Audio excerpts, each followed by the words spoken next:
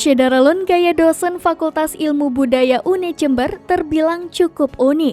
Pada umumnya, dosen mengajar dengan pakaian formal atau casual. Dosen bernama Dewi Angelina ini selalu menggunakan kostum lucu saat mengajar di kelasnya. Seperti dalam video, ia mengenakan jubah hitam dan riasan serba misteri bak tokoh penyihir di negeri dongeng.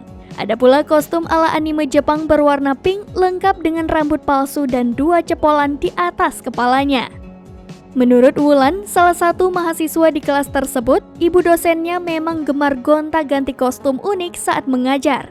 Bahkan, kostum yang dikenakannya merupakan hasil kreativitasnya sendiri. Gaya mengajar Bu Angel ini memang bertujuan untuk membuat semangat belajar dan memupuk kreativitas mahasiswanya.